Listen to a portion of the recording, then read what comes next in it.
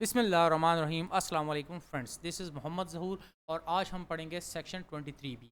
Section 23 B जो है उसमें हम पढ़ेंगे accelerated depreciation to alternative energy project.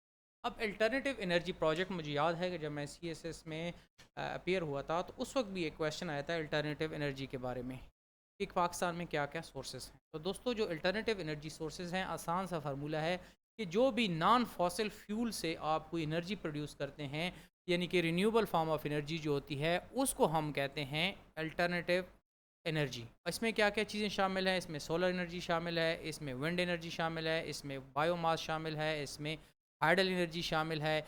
और क्योंकि गवर्नमेंट जो है ना, पिछले कुछ अरसे से चाहती है कि एक तो एनर्जी का जो बहरान है मुल्क के अंदर वो ख़त्म हो जाए, और वो भी बजाय कि फॉसिल फ्यूल के जलाने से इन सोर्सेज ऑफ एनर्जी से मिले तो बहुत अच्छी बात है। क्योंकि इसके लिए बहुत ज़्यादा इन्वेस्टमेंट की ज़रूरत होती है, तो इसके लिए बिजनेसेस को इंसेंटिवाइज करने के लिए ये सेक्शन इंट्रोड्यूस किया गया।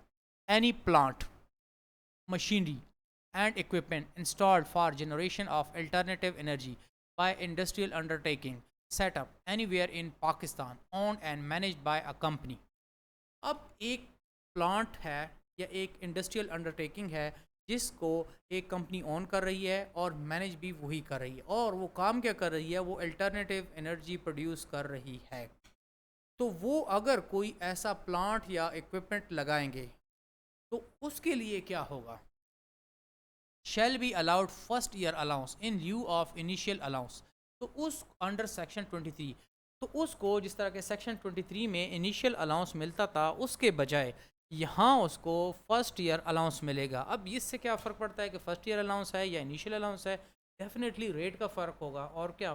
तो at the rate specified in part 2 of the third schedule. ये क्या बात हुई? ये भी कह रहा है कि थर्ड शेड्यूल के पार्ट 2 में, और थर्ड शेड्यूल के पार्ट 2 में इनिशियल अलाउंस भी था। चलें जाके हम देख लेते हैं कि वहाँ क्या है।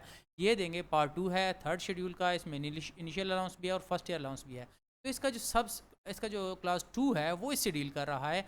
The rate of first year allowance under sub section 3, section 3 B, sorry 23 B, shall be 90%।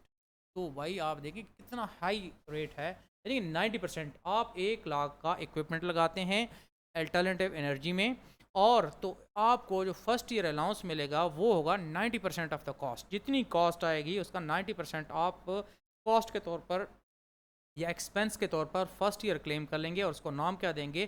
First year allowance. इलीजिबल depreciable asset put into use after first day of July 2009। जो कि 1 जुलाई 2009 के बाद अगर आप बिजनेस में एक डेप्रिशिएबल एसेट लगाएंगे जो कि इलीजिबल होना चाहिए, क्वालिफाई करना चाहिए, तो आपको ये जो रेट मिलेगा फर्स्ट ईयर अलाउंस का, वो जिस तरह के अभी हमने बताया था कि थर्ड शेड्यूल के पार्ट 2 में 90% तक आप क्लेम कर सकते हैं। बात मेरे ख्याल में आपको समझ आ गई कि एक अल्टरनेटिव एनर्जी प्रोड्यूस करने वाला एक इंडस्ट्रियल अंडरटेकिंग है जिसको एक कंपनी ऑन कर रही है और मैनेज कर रही है। तो उसको सेक्शन 23 के मुताबिक इनिशियल अलाउंस के बजाय सेक्शन 23 बी के प्रोविजंस के मुताबिक उसको फर्स्ट ईयर अलाउंस मिलेगा। और वो आप कहाँ से चेक कर सकते हैं? इसके लिए आप जाएंगे थर्ड शेड्यूल के पार्ट 2 में। अगर वो जो एसेट है वो 1 जुलाई 2009 के बाद इंस्टॉल हुआ। उसके बाद सेक्शन 2 देखें। The provision of section 23 except sub section 1 and 2 thereof shall mutatis and mutandis apply. एक तो नाम बड़े मुश्किल होते हैं, लीगल टर्म्स जो होती हैं। तो अब इसमें से हम ये देखेंगे कि आपके जो सेक्शन 23 के सब सेक्शन 1 था और 2, उनको छोड़ के बाकी जो सेक्शन है सेक्शन 23 के, उसको म्यूटेटिस म्यूटेंडिस को का मतलब ये होता है कि with necessary changes having been carried out, मतलब ज़रूरी तब्दीलियाँ करके बाकी जो इसके सब सेक्शन होंगे 23 के, वो यहाँ भी अप्लाई होंगे। देखें, सेक्शन 23 का जो फर्स्ट और सेकंड था पार्ट था, सब सेक्शन थे, ये आप निकालेंगे। सेक्शन 23 सेक्शन 3 क्या कह रहा? सब सेक्शन 3 कि आपने अगर कॉस्ट निकालनी है तो section 76 of the income tax rules 2002 में जाएंगे तो कॉस्ट निकालने का तरीका मिल जाएगा। तो बिल्कुल इसी तरीके से यहाँ भी कॉस्ट निकालने का तरीका यही होगा। और इसके अलावा जो डिडक्शन होगी लीजिंग कंपनी के फॉर्म में, वो भी यहाँ अप्लाई होगा।